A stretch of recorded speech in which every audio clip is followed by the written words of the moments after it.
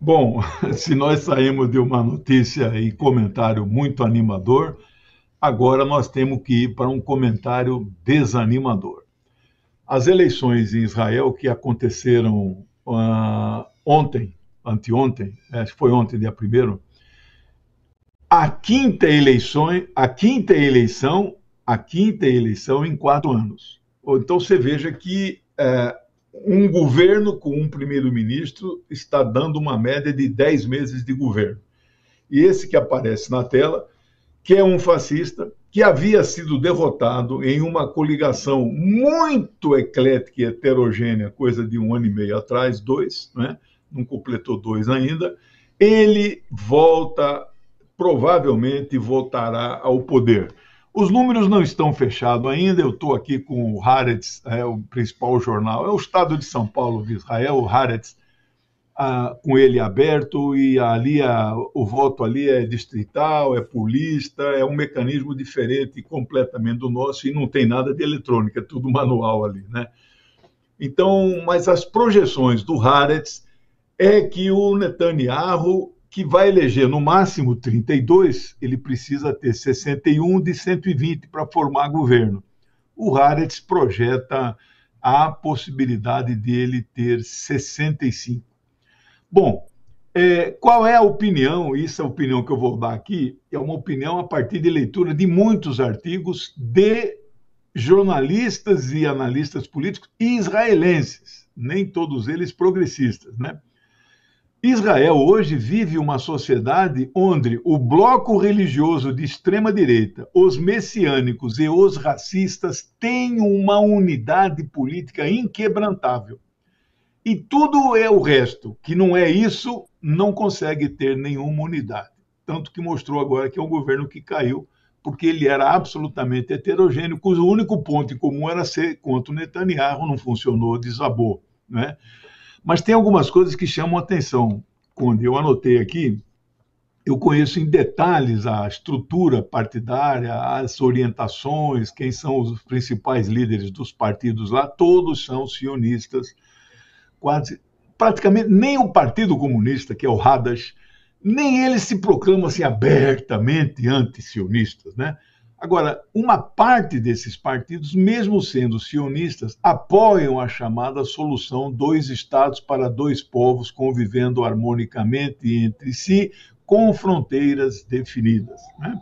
Coisa que não existe hoje. Os palestinos não sabem qual é o tamanho do. Aliás, nem tem um país, né? A ONU não reconhece a Palestina como um país. Ela mesmo que criou dois países em 29 de novembro de 1947, só reconhece um deles, né? Mas você veja a correlação de forças que tem o mundo. O Biden não está ajudando em nada. Eu acho que, evidentemente, ele não torce pelo Netanyahu. É a mesma coisa que torcer pelo Donald Trump, não é?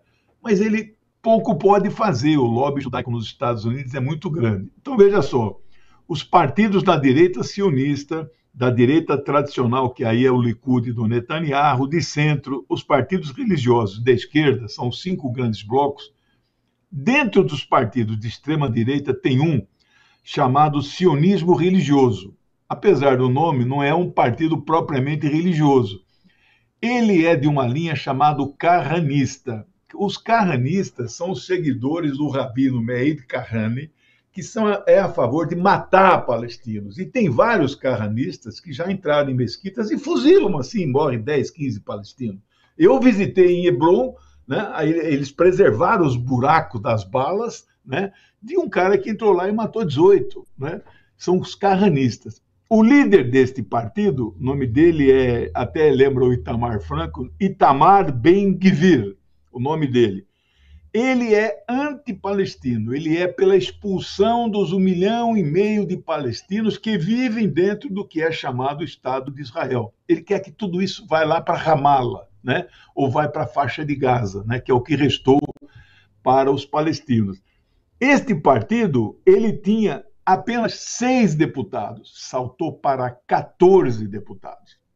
E no lado oposto, no bloco do que a gente chama de centro-esquerda, esquerda mesmo não tem, né?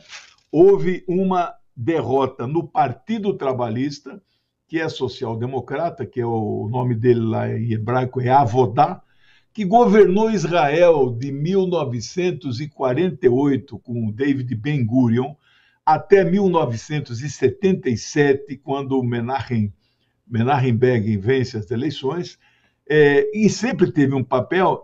Esse partido tinha só 7, hoje caiu para 4. E para piorar as coisas, o partido que é considerado de esquerda ou centro-esquerda, mas não é comunista, o comunista é o Hadash, é o chamado Meretz, com 6 cadeiras atualmente, até o momento da apuração, com uma cláusula de barreira lá é alta, 3,25%, eles têm perspectiva de eleger 0 deputados, cair de 6 para 0. O maior partido, o mais antigo e mais tradicional de centro-esquerda de Israel, poderá ficar sem representação no parlamento.